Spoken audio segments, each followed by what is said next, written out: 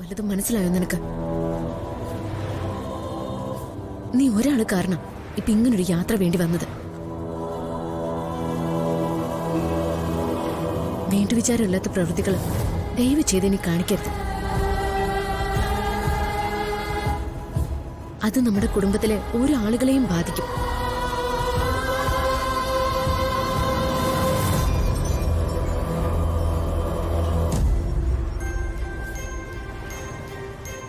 പ്രകാശേട്ടാ, എക്സാമിന്റെ പേരും പറഞ്ഞ് ഗൂഗിളിനെ അവിടെ നിർത്തി പോകുന്നതില് അവന് നല്ല വിഷമമുണ്ട് കേട്ടോ.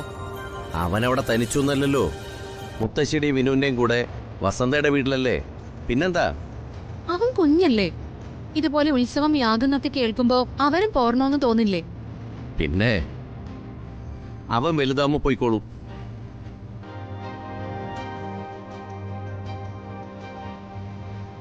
ഗൂഗിളി യാഗത്തിന് വന്നു കഴിഞ്ഞാലേ കളിപ്പാട്ടമൊക്കെ വാങ്ങിച്ചു കൊടുക്കേണ്ടി വരും.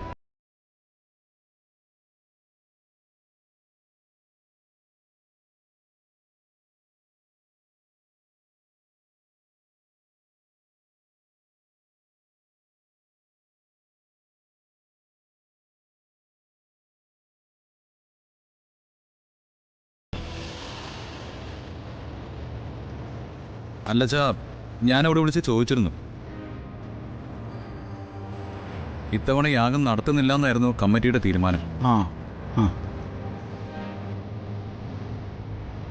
അത് കഴിഞ്ഞ് ദേവപ്രശ്നം നടന്നു. യാഗം നടത്തിയേ പറ്റൂന്ന് അതിൽ തെളിഞ്ഞു. അതാ പെട്ടെന്ന്. ദേവിയുടെ കാര്യങ്ങൾക്ക് അങ്ങനെ മുടക്കം പറഞ്ഞാൽ പറ്റുമോ?